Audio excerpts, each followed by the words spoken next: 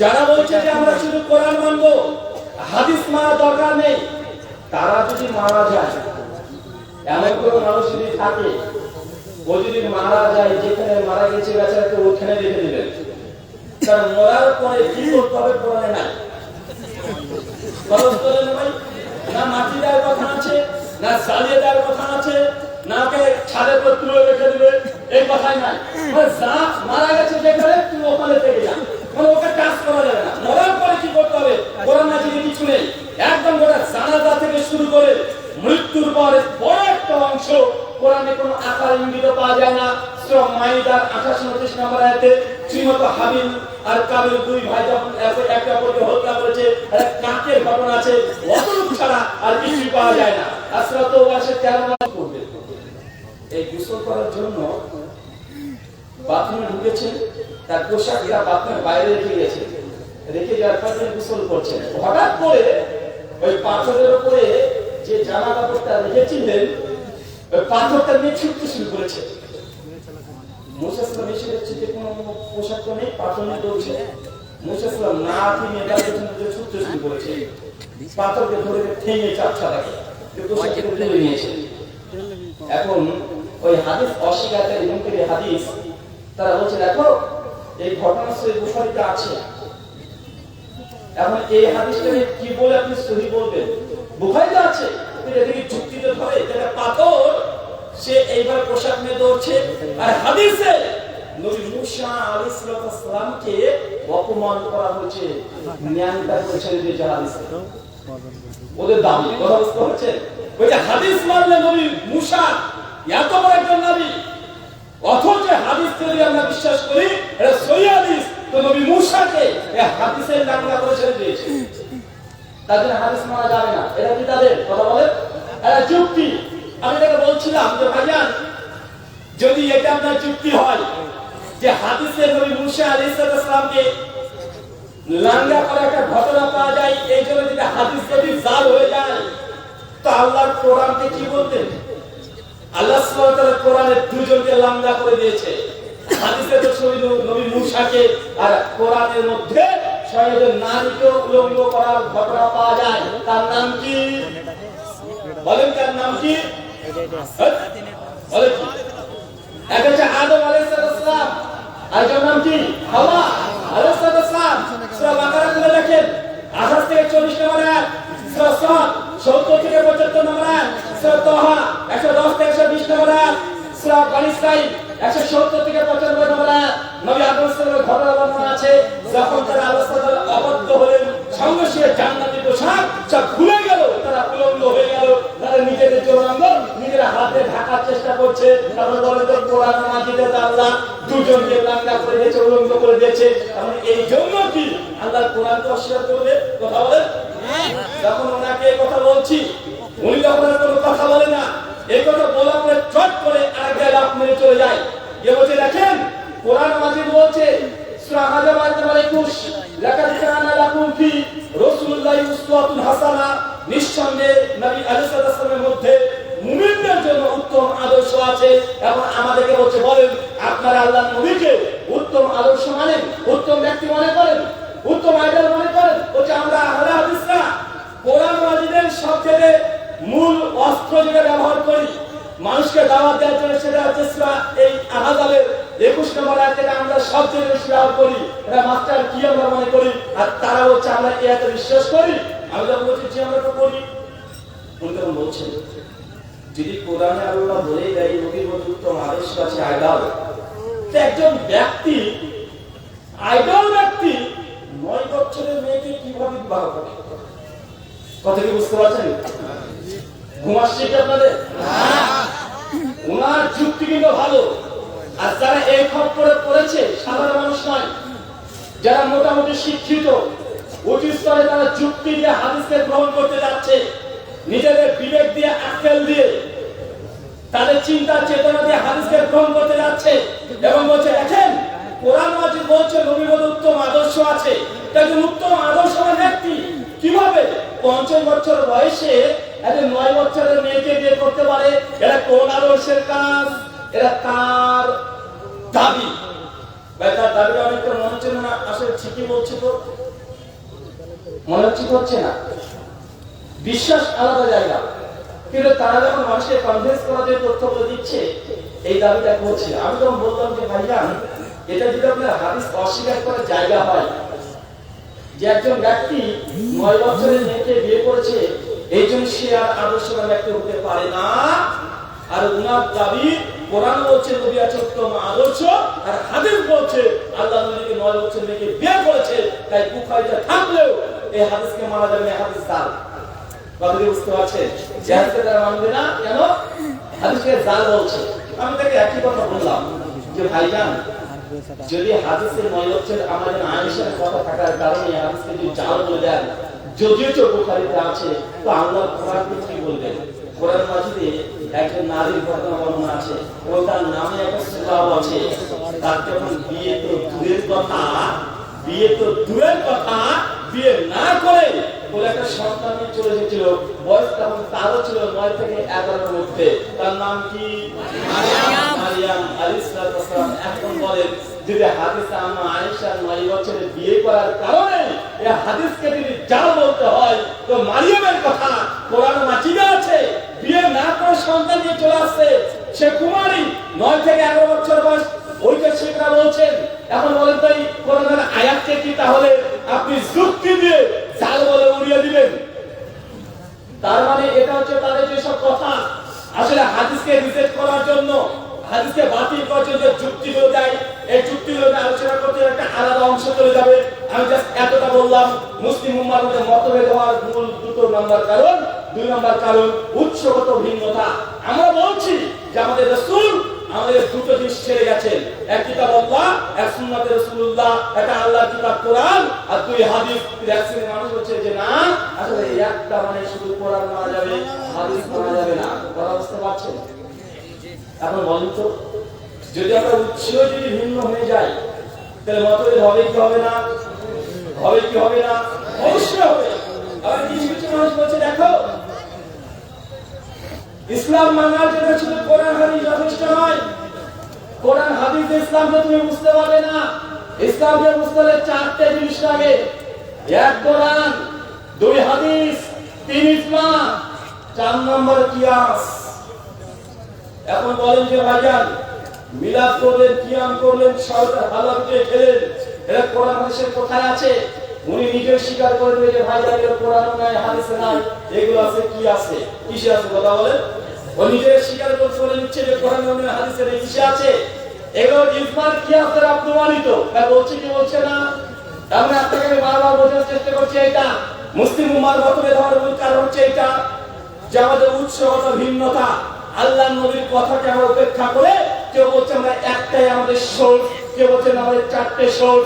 অথচ আল্লাহ নবী বিদায় হজ্জের ভাষণে, নবীর মৃত্যুর 80 দিন আগে তিনি যে খুতবা ভাষণ দিয়েছিলেন, মিশকাত হাদিস 86 পাওয়া যায়।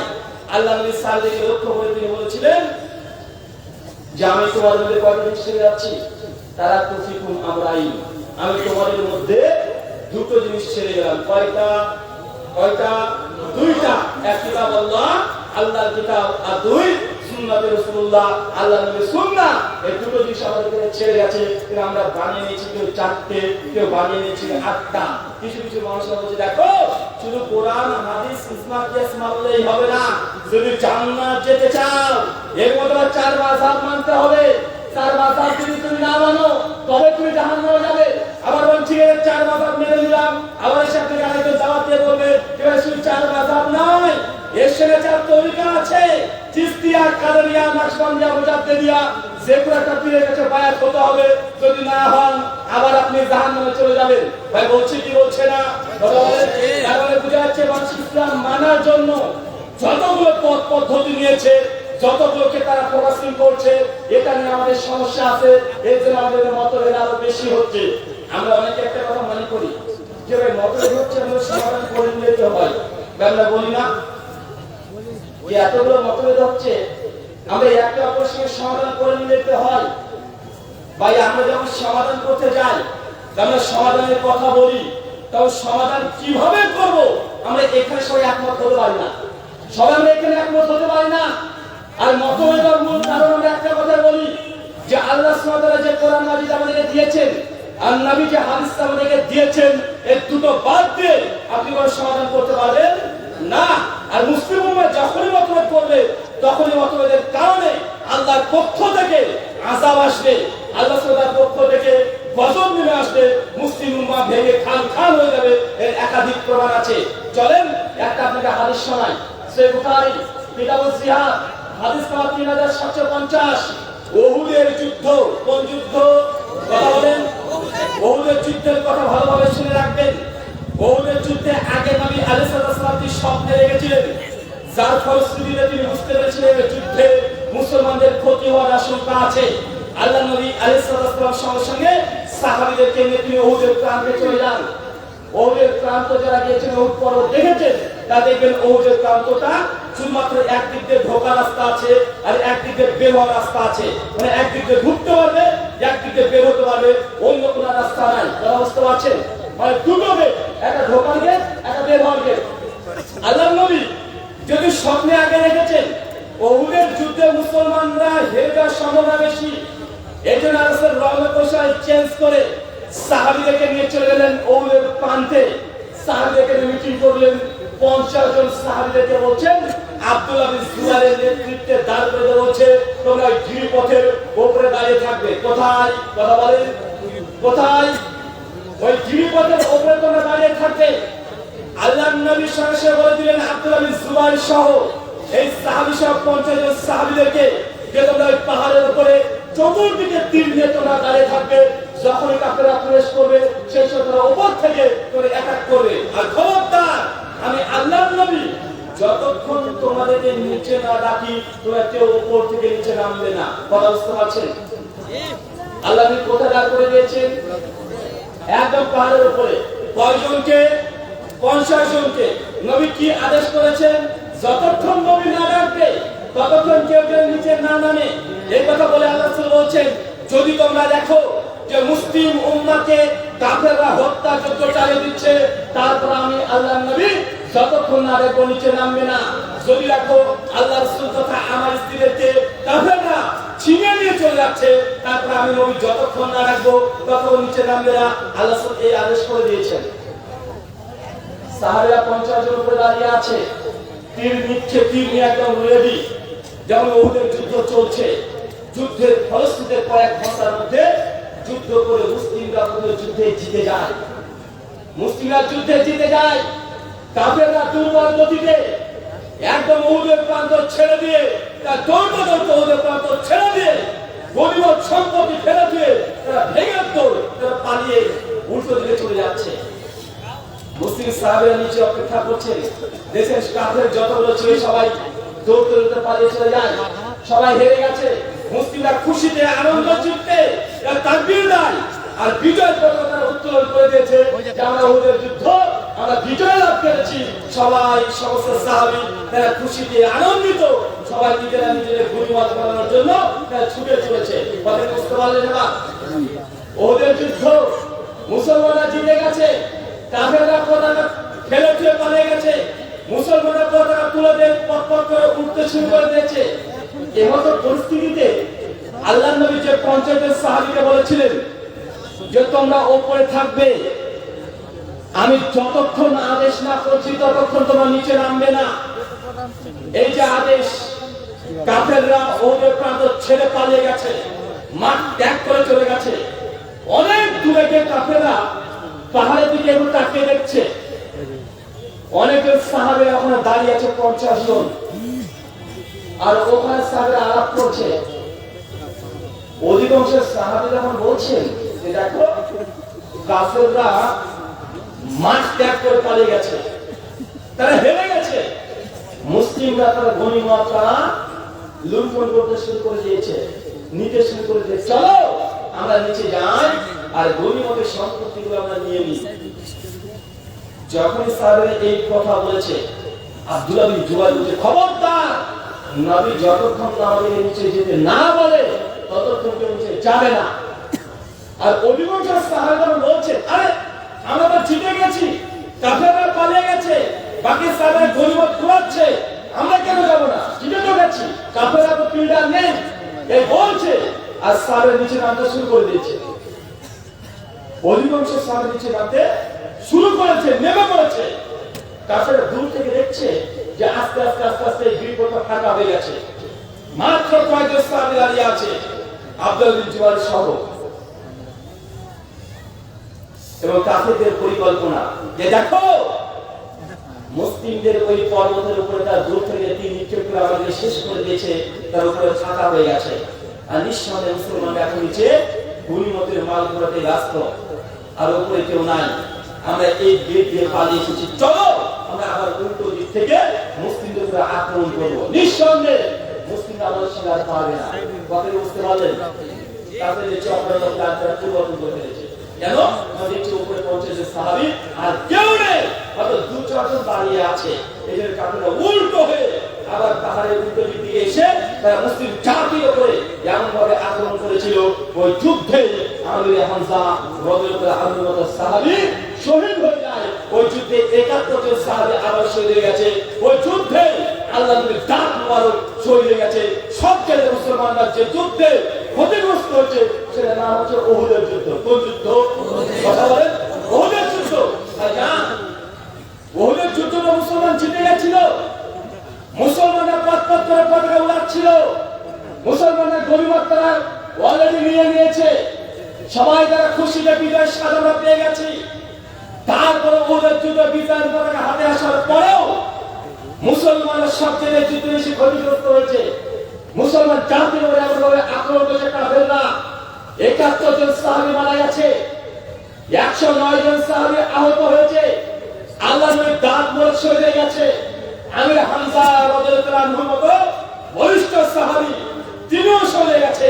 এই যুদ্ধে উহুদের যুদ্ধ বিজয় হওয়ার পরেও মুসলিম জাতি সেদিন ধ্বংস হয়ে গেছে। আপনারা এর কারণ জানতে চাচ্ছি যে ভাই এত বড় যুদ্ধে বিজয় হওয়ার পর মুসলমানরা আবার বেড়ে গেল, কারণ কি? কোন কারণ? কারণ বলতে পারবেন?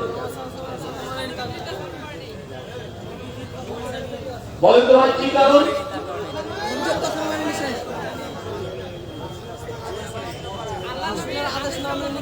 আল্লাহ নবীর আদেশকে লঙ্ঘন করেছিল, নবীর আদেশকে উল্লঙ্ঘন করেছিল, নবীর আদেশকে অমান্য করেছিল। মানে মতভেদ হয়েছিল সাহাবীদের মধ্যে। কিছু সাহাবী বলছে আমরা তো যুদ্ধে জিতে গেছি, চলো আমরা নিচে যাই। আর কিছু সাহাবী বলছে না, নবী যতক্ষণ আমাদেরকে আদেশ না করে ততক্ষণ নিচে আমরা নামবো না। দুইজন সাহাবী তারা মতভেদ করছে, কিন্তু নবীর কাছে সমাধান না নেওয়ার কারণে মুসলিম জাতির উপরে এরকম আক্রমণ করা হয়েছে। মুসলমান আজকে প্রত্যেক দিন প্রত্যেক সেকেন্ডে আমরা আল্লাহর নবীর আদর্শকে, নবীর আদেশকে আমরা লঙ্ঘন করি কি করি না? করি কি করি না? আমরা সবসময় নবীর আদেশকে, নবীর আদর্শকে লঙ্ঘন করছি। তো নবীর আদেশকে যদি একটা লঙ্ঘন করার জন্য মুসলিম জাতি ওদের প্রান্তে সাহাবীদের মতো ইমানদার ব্যক্তিরা তাদেরকে যদি আল্লাহ সুবহানাহু ওয়া তাআলা এইভাবে শহীদ করে দেন, তো আজকের দিনে আমরা মুসলিম জাতিরা আল্লাহর আদর্শকে লঙ্ঘন করলে আল্লাহ সুবহানাহু ওয়া তাআলা আমাদের আযাব দেবেন না? কথা বলেন, আযাব দেবেন কি দেবেন না? দেবেন। এখানে দুটো বিষয় মনে রাখবেন। এক, মুসলিম জাতির মধ্যে মতভেদ অস্বাভাবিক কিছু নয়, মতভেদ হবে না এমনটা নয়। মতভেদ নিঃসন্দেহে মানুষের সঙ্গে মানুষের হবে। আপনি তো আপনার স্ত্রীকে এত ভালোবাসেন, তারপরে মতভেদ আছে না নাই? আপনি তো আপনার বাপকে এত ভালোবাসেন, বাচ্চাদের মধ্যে মতভেদ আছে না নাই? দুই ডাক্তার দুজনই অনেক পড়াশোনা করেছে, ডাক্তারদের মধ্যে মতভেদ আছে না নাই? দুই শিক্ষকের মধ্যে মতভেদ আছে না নাই? বিজ্ঞানীদের মধ্যে মতভেদ আছে না নাই? দুইজনের সবার সঙ্গে সবার মতভেদ আছে। নিঃসন্দেহে মতভেদ থাকবে, কিন্তু মতভেদ থাকলে হবে না। মতভেদ সমাধান মুসলমানদের কাছে আছে। সমাধান কিভাবে করতে হয়? সমাধান করতে হবে কোরআন থেকে, সমাধান করতে হবে হাদিস থেকে। কোথা থেকে? কথা বলেন, কোরআন থেকে হাদিস থেকে। চলেন আপনাদের সাহাবীদের জামাতে নিয়ে যাব এবং কিছু মতভেদ দেখাবো, যে মতভেদগুলো দেখলে আপনি অবাক হয়ে যাবেন যে আল্লাহর নবীর জামাতে এমন কিছু মতভেদ করেছিল সাহাবীরা। কত বড় মতভেদ আমরা নিজেরা করতে পারিনি। চলেন কয়েকটা ইতিহাস দেখাই। আজ থেকে 1445 বছর আগে, কত বছর আগে? 1445 বছর আগে সহিহ বুখারী কিতাবুল জানাইজ হাদিস নাম্বার 1241-42, সহিহ বুখারী কিতাবুল মাগাজি হাদিস নাম্বার 3464-65 পর হাদিস আছে, 4 বছরের পরে ঘটনা এসেছে।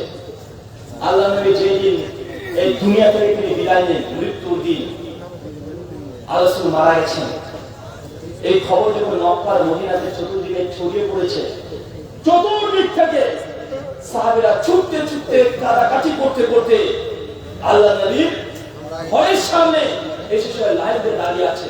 কথা বুঝতে পারছেন? নবী আলাইহিস সালাম যিনি মৃত্যুবরণ করেন, সেদিন গোটা মক্কা মদিনার যত সাহাবীরা আছে সবাই ছুটতে ছুটতে চলে আসে নবী আলাইহিস সালামের ঘরের সামনে। সকল যারা কাটাকাটি করছে, আল্লাহ নবী দুনিয়া থেকে চলে গেছে, আর কোনোদিন তাকে দেখা সম্ভব নয়। ভাই বলেন তো, আপনার আত্মীয় যদি একজন মারা যায়, আপনার বাবা যদি মারা যায়, আপনার মা যদি মারা যায়, এটাকে আপনি সহ্য করতে পারবেন? কথা বলেন, আপনার হৃদয় থেকে রক্তক্ষরণ হবে না? নিঃসন্দেহ হবে। যদি শোনেন যে আপনার বাবা মারা গেছে, আপনার মা মারা গেছে, আপনার হৃদয় থেকে রক্তক্ষরণ হবে। যে সাহাবীরা নিজেদের জানের চাইতেও, নিজের সম্পদের চাইতেও নবীকে বেশি ভালোবাসতেন, যখন তারা শুনেছেন নবী দুনিয়া থেকে চলে গেছে, তাদের হৃদয় কতটা রক্তক্ষরণ হয়েছে, তাই সকলে ছুটতে ছুটতে ঘরে চলে এসেছে। ওমর বিন খাত্তাব রাদিয়াল্লাহু আনহুর সঙ্গে সঙ্গে তিনি চিৎকার করে বলছেন, যে ব্যক্তি বলবে আল্লাহ নবী মৃত্যুবরণ করেছে, আমি ওমর তার গর্দনটাকে উড়িয়ে দেব। কথা বুঝতে পারছেন? সমস্ত সাহাবীরা বলছেন যে আল্লাহ নবী মারা গেছেন, আর ওমর বিন খাত্তাব হুঁশিয়ারি দিয়ে বলছেন, জেনে রাখো, যে ব্যক্তি বলবে নবী মারা গেছে, আমি আমার তার গর্দনে কি করবো? কথা বলেন, গর্দনটাকে উড়িয়ে দেবো। মানে ওমর বিশ্বাস করছে না নবী মারা গেছে, বরং সাহাবীদেরকে বলছেন যে শোনো, নবী আমার মরতে পারে না, নবী আমার ইন্তেকাল করতে পারে না, তোমার নবীকে মৃত্যুবরণ করছে কথা বলো না, বরং আমার নবী নবী মুসার মতো আল্লাহের 40 দিনে দেখা করতে গেছে, আমার নবী আবার ফিরে আসবে, আমার নবীকে তোমার মৃত্যু হয়েছে কথা বলো না, আমার নবী হয়তো বা আবার তিনি মিরাজে গেছেন, ঠিক চলে আসবে, অত নবী ঈশার মতো আল্লাহ তাকে আসমানে তুলে নিয়েছে, আমার নবী আবার আসবে, তোমার নবী মারা গেছে কথা বলো না। ওমর বিন খাত্তাব তিনি বিশ্বাসই করছেন না নবী মারা গেছে।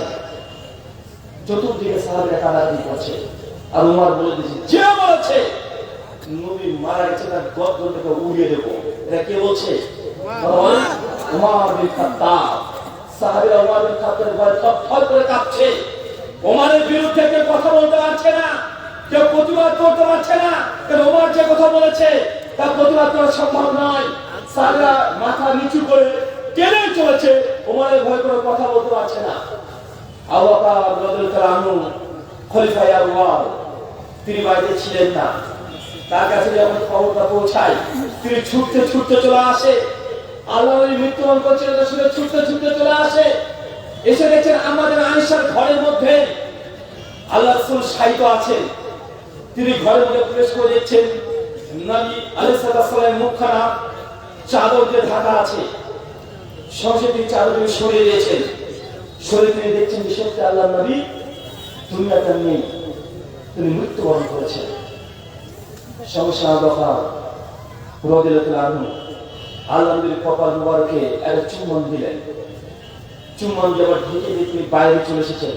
এসে চতুর্দিকে দেখছেন মানুষ, সব সাহাবীরা, হাজার হাজার সাহাবী, তারা ভয় থরথর করে কাঁপছে, অনবরত কান্নার ঝড় তুলে দিয়েছে। ওমর বিন খাত্তাব একদম স্থির, কোনো কথা বলছে না, তরবারি ধারে ধরে একদম দাঁড়িয়ে আছে। আপনি বলছেন, যে বলছেন নবী মারা গেছেন তার গর্দন উড়িয়ে দেবো। আবু বকর রাদিয়াল্লাহু আনহু চিন্তা করে দেখছেন যে ওমরের ভয়ে কেউ কথা বললেন না। আবু বকর সঙ্গে বলছে, ওমর প্লিজ, ওমর তুমি বসো, ওমর তুমি বসো। ওমর বিন খাত্তাব আবু বকরের কথা শুনছেন না, একদম দৃঢ় হয়ে আছে। ওমর তার কথার উপরে দৃঢ়।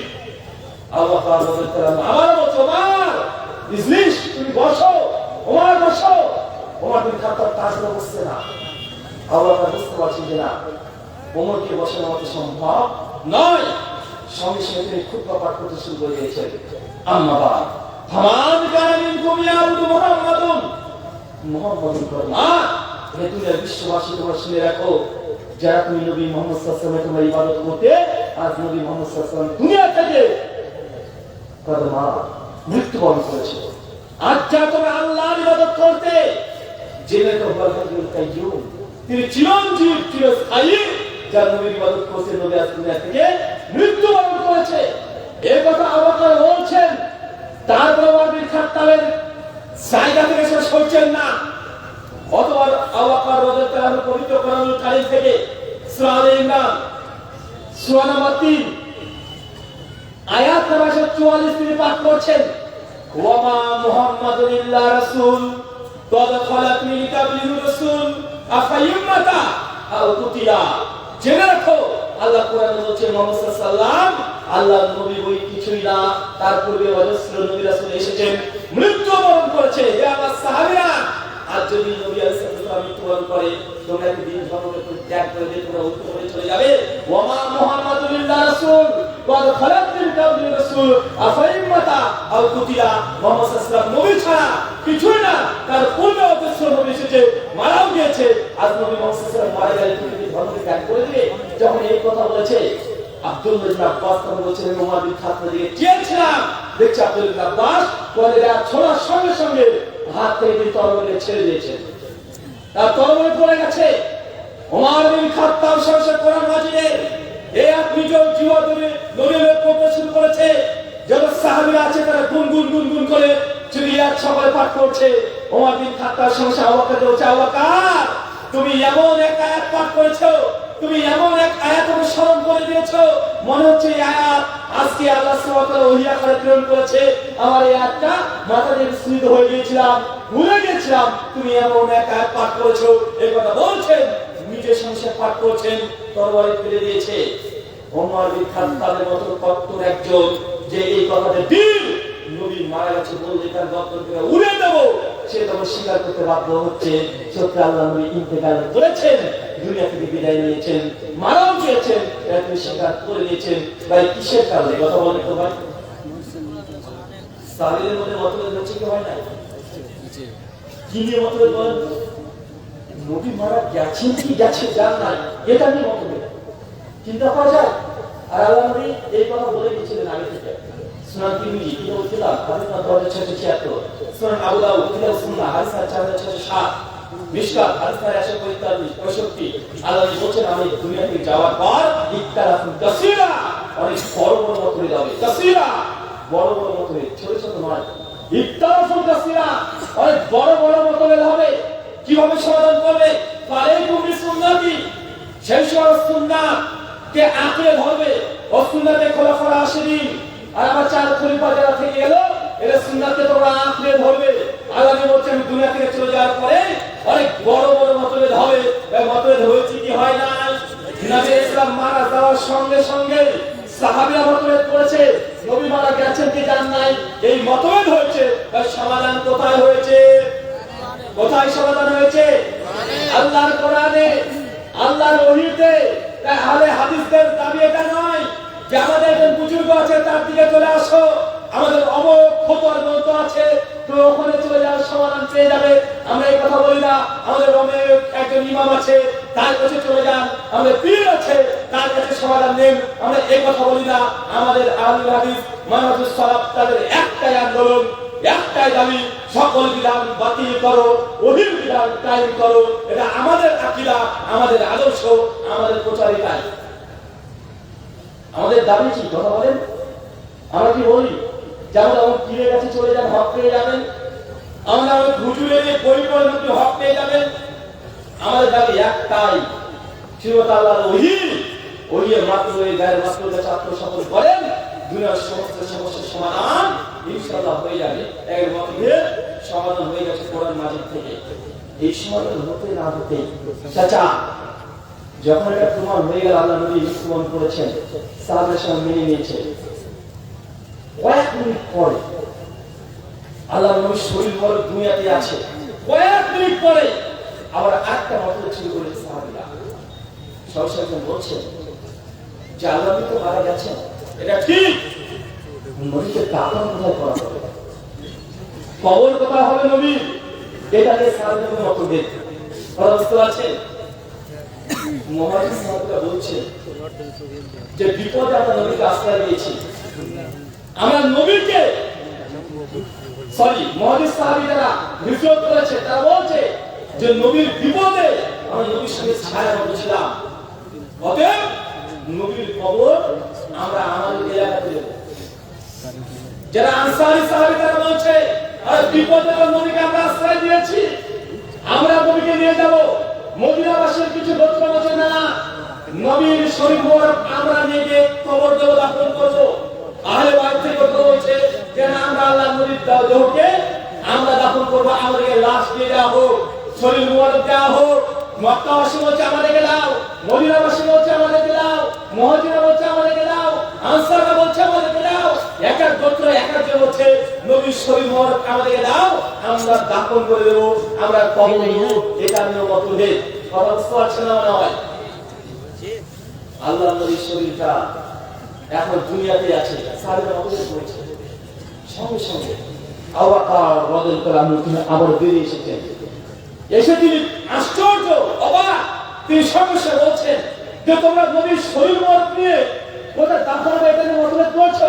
আর তোমরা জানো না আল্লাহ নবী তো আগে বলে গেছেন, নবীরা যেখানে মৃত্যুবরণ করবেন, নবীরা যেখানে ইন্তেকাল করেন, ওখানেই নবীর সমাধি হবে, ওখানে নবীর কবর হবে। এটা তোমাদের জানা নেই? সমস্ত সাহাবী তার সাথে বলে যে হ্যাঁ, আমরা নবী আলাইহিস সালাম শুনেছি নবীর যেখানে মারা যায় ওখানেই সমাধি হয়ে যায়। যখন আবু বকর হাদিসটাকে শুনে দিয়েছে, সুনান আবু দাউদে এই হাদিসের মধ্যে মজুদ আছে, সমস্ত সাহাবীরা মেনে নিয়েছে যে হ্যাঁ, আল্লাহ মৃত্যুবরণ করেছেন আমাদের আয়েশা রাদিয়াল্লাহু আনহার ঘরে হুজরাতে। সর্বশেষ আদেশ করা হলো যে আমাদের আয়েশার ঘরটাকে খনন করা হোক, কবর করা হোক। সর্বশেষ সাহাবীরা ঝাঁপিয়ে পড়লেন কবর খনন করতে। ভাই বলো তো মতভেদ হয়েছে তো ভাই না? আল্লাহ নবীর কোথায় কবর হবে, কোথায় দাফন করা হবে, এটা নিয়ে সাহাবীরা মতভেদ করেছে। মতভেদ হচ্ছে না ঠিক, ভাই সমাধান হয়েছে কি হয় না? এটা সমাধান কোথায় হয়েছে? সমাধান কোথায় হয়েছে? এই সমাধান হাদিসে হয়েছে। নবী ইন্তেকাল করেছে কি করে নাই, এটা সমাধান হচ্ছে কোরআন মাজিদে ব্যাখ্যা দলিল দিয়েছে। নবীর কোথায় দাফন হবে, সমাধি কোথায় দেওয়া হবে, এটা আবু বকর রাদিয়াল্লাহু আনহু তিনি সিদ্ধান্ত দিতে কোরআন থেকে হাদিস থেকে। আমরা বলি কোরআন এবং হাদিস একটা পাখির দুই ডানার মতো। পাখি যদি একটা ডানা কেটে দেন, পাখি আর উড়তে পারবে না, দাঁত বাঁধে থাকবে, উড়তে পারবে না। ঠিক ইসলামকে যদি আপনি ওড়াতে চান, ইসলামকে সুন্দর ভাবে যদি দেখতে চান, ইসলামের দুটো ডানা, এক কোরআন একটা হাদিস, আপনি একটা মানবেন আর একটা মানবেন না। এটা যদি আপনি করেন, ইসলামকে কমপ্লিট আপনি নেওয়া সম্ভব নয়। আল্লাহ পাক রাদিয়াল্লাহু আনহু তিনি হাদিসে সমাধান দিয়ে দিলেন, অবশ্যই নবীকে দাফন করতে হবে আমাদের আয়েশার ঘরে। এই ঘটনা শেষ। কয়েক মিনিট পরে কি সাহাবীরা আর আন্দোলন করতে শুরু করে দিয়েছে। একজন উঠে বলছে যে নবীকে তো দাফন করার সিদ্ধান্ত নিয়েছো, কিন্তু আল্লাহ নবী দুনিয়া থেকে চলে যাওয়ার পরে খলিফা কাকে বলবে? কে খলিফা হবে? আগে খলিফাকে নির্বাচন করতে হবে। যতক্ষণ খলিফাকে নির্বাচন করা না হচ্ছে, ততক্ষণ আল্লাহ রাসূলের শরীর মোবারক আমরা দাফন করতে দেব না। সঙ্গে সঙ্গে আরেকটা মতভেদ, চিন্তা করতে পারছেন? নবী আলাইহিস সালামের শরীর মোবারক দুনিয়াতে আছে, সাহাবীরা মতভেদ করছে কোথায় কাকে খলিফা করা হবে। কিছু সাহাবীরা সরাসরি চিৎকার করে বলছে, ওই দেখো উবাইদা বিন জাররাহকে তোমরা খলিফা চাই। যারা কুরাইশ গোত্রে আছে তারা বলছে আমরা অমুক ব্যক্তিকে খলিফা চাই। কেউ বলছে ওসমানকে খলিফা করো, কেউ বলছে না আহলে বাইতের মধ্যে থেকে খলিফা করতে হবে, কেউ বলছে যে না অমুক জনকে খলিফা করো। যার যেমন পছন্দ সে তখন তাদের নাম ঘোষণা করতে শুরু করে দিয়েছে, যে একে খলিফা করো, ওকে খলিফা করো। আবু বকর রাদিয়াল্লাহু আনহু আবার শুনতে শুনতে এসে বলছে, তোমরা এই জিনিসটা নিয়ে ঝগড়া দ্বন্দ্ব করছো।